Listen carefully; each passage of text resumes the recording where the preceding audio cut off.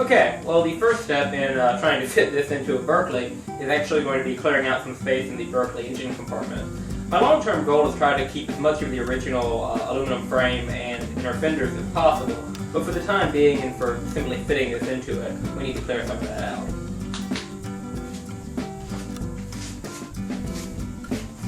And over in the engine compartment here, we see the original aluminum frame that we have to take out. This is actually where the fuel tank originally was located. The engine was much farther forward than we'll be installing it. And like most of the rest of the car, it's held in with a series of rivets. So we're going to have to be grinding these out, and then hopefully we can separate this tray from the inner fenders. One distinct advantage of Berkeleys is that you can simply flip them on their side when you need to access something from underneath. Before we begin removing that bulkhead, we are going to have to remove a couple ancillary pieces, including the steering box. One surprising thing about this build so far is that none of the bolts have been seized, which is surprising considering the car has been sitting since. Honestly, I have no idea when, but let's see if my point is proven.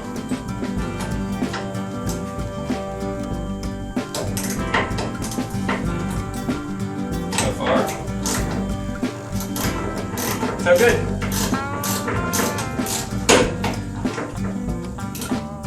But that actually brings up an interesting point. There are a lot of restoration shows on TV right now, and they are portraying working on cars as being a flawless process, with none of the frustration inherent in working on a car. And given that I'm perfect at everything I do, this one will be no different. One piece of advice I will offer is, always use an air ratchet.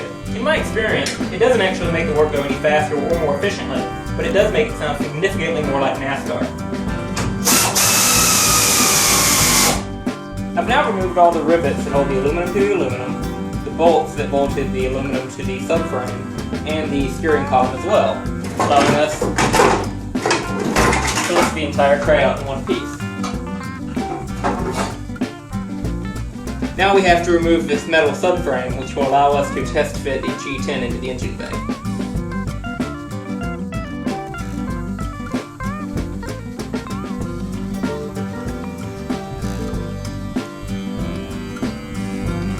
And by the way, if anybody was wondering what this is, it is the subframe out of the Austin 1300. More specifically, that Austin 1300.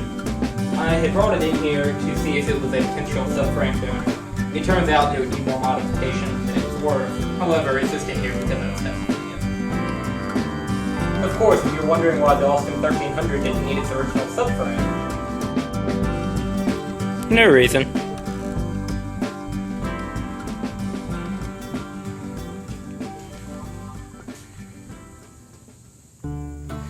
One thing that Berkeley is unfortunately seemingly obsessed with is bolts that interfere with each other. Notice you can't remove the side until you remove the bottom there. In fact, these bolts aren't even full height, because if they were, they would hit. Lovely. And just to show their care and their commitment to quality, Berkeley was kind enough to fiberglass in some of the bolts.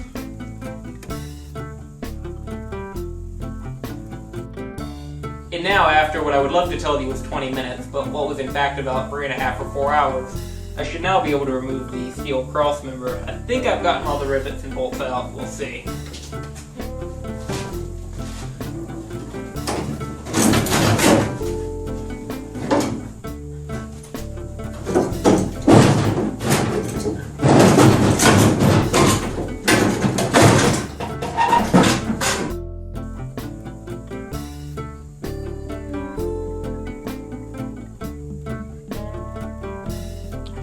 And what that now means is we have an open engine bay. So I think I'm going to clean up some of these tools and drag the engine over here, see how it fits.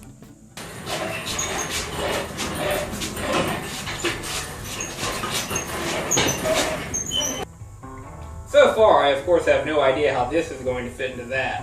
So rather than risk hurting the fiberglass by trying to drop it onto the top, I'm actually going to just set it down onto the ground on a little roller I have there. And that way I can drag the body on top of it and fit it a little bit more safely.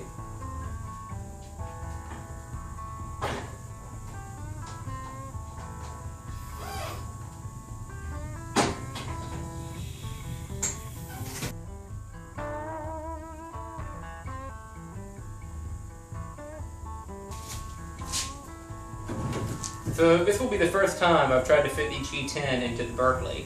I've not done any trimming on the inner fenders yet, so basically I'm just going to pick this car up and lay it onto the engine to see where it hits. I'm sure there will be some interference somewhere, especially probably on the transmission side, but this will at least give us a rough idea of how everything's going to fit together in the final product.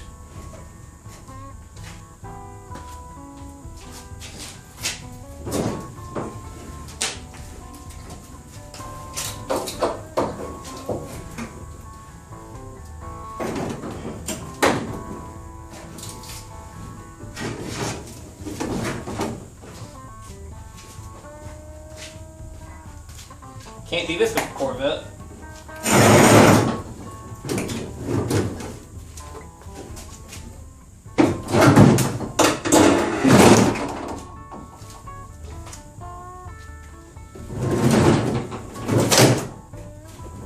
Don't worry, that was already torn and will be repaired.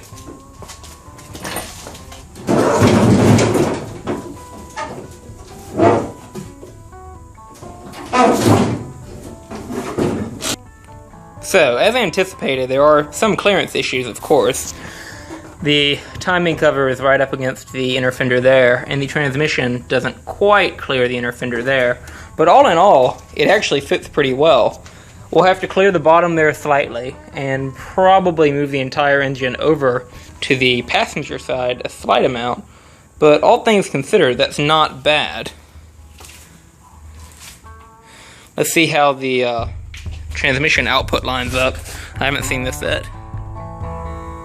Okay, the alternator is kind of where that needs to be. Actually, that's about perfect.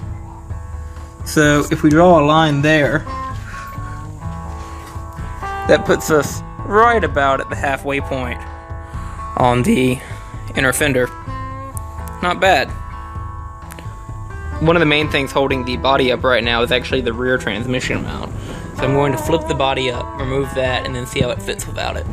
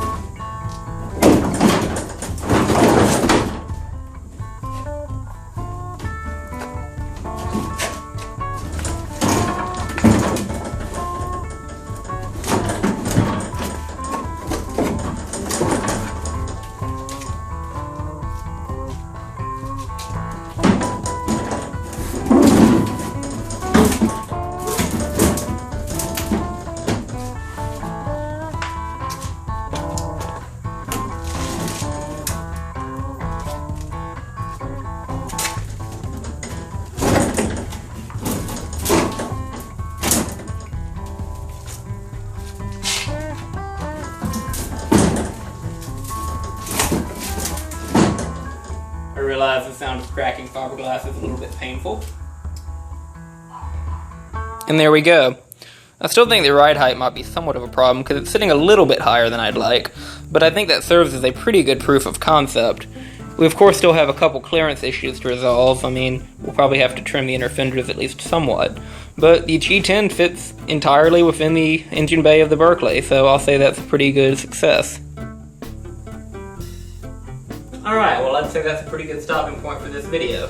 It's about 11:30 at night, I'm tired, and at least for right now I feel pretty confident that this project's going to work. Seeing that engine in that engine bay is quite a relief, I must say. But until the next time, I guess we'll start maybe building the subframe, although I realize I said that last time. But thanks for watching, and good night.